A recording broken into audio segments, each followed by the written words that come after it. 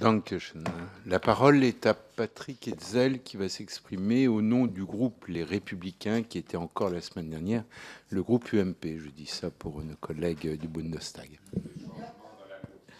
Merci beaucoup, Monsieur le Président.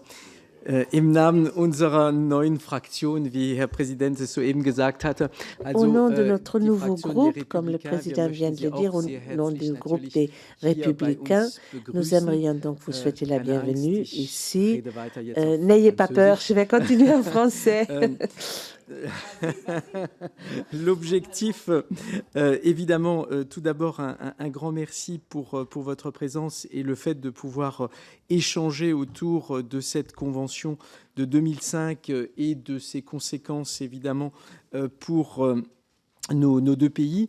Le fait que, aussi bien en Allemagne qu'en France, cette question soit une question centrale n'est sans doute pas un hasard. C'est probablement très largement dû aussi au fait que nos deux pays sont effectivement des pays ayant une culture et une histoire qui sont extrêmement, je dirais, ancrées dans une continuité. De surcroît, la question de la politique culturelle n'est pas une question nouvelle. En tout cas, côté français, cette question a très largement connu un certain nombre de développements à partir de l'action du général de Gaulle et d'André Malraux.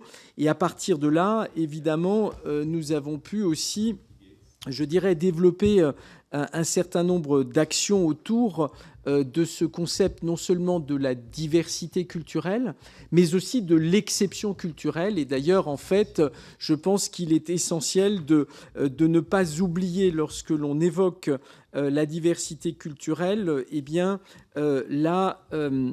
la question de l'exception culturelle. Et d'ailleurs, le fait que la Convention de 2005 considère que la diversité culturelle elle-même ait été érigée comme faisant partie du patrimoine commun de l'humanité est une avancée à la fois conceptuelle et paradigmatique qui a des incidences aujourd'hui sur nos politiques publiques. Et d'ailleurs, il est effectivement surprenant de constater qu'un acteur comme les États-Unis d'Amérique se soit aujourd'hui exclu de cela.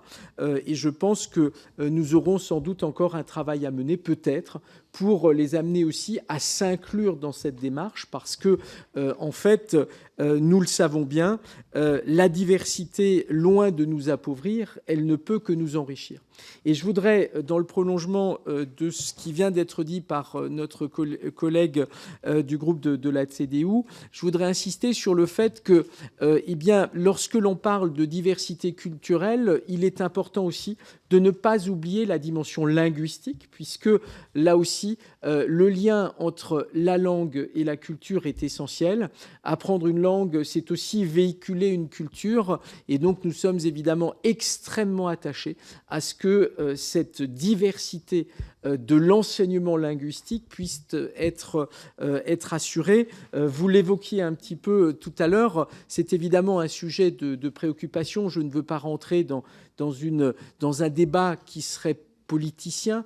Je m'en tiendrai, je dirais, à une approche plus générale de cette question. Je pense que de part et d'autre du Rhin, nous devons être attachés à faire en sorte que la langue du voisin puisse être promue, parce qu'en assurant cette promotion de la langue du voisin, nous contribuons évidemment aussi extrêmement largement à assurer une promotion, je dirais, de la culture du voisin, et donc aller vers une meilleure connaissance et une meilleure reconnaissance de l'autre. Et cela aussi, ça fait partie de la construction européenne. Et je terminerai simplement en disant que, en complément de cette convention de l'UNESCO, il faut aussi saluer les efforts qui ont pu être réalisés par l'Europe au cours de ces dernières années pour asseoir cette diversité à la fois culturelle et linguistique.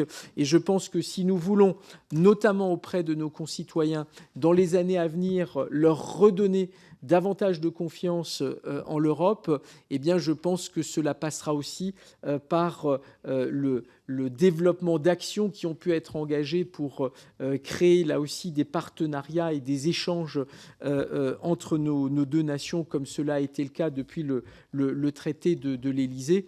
Et on pourrait formuler des vœux pour que eh bien, ces échanges non seulement se maintiennent, mais puissent encore se développer, parce que ce sont là aussi des éléments forts d'échange, aussi bien linguistiques que culturels.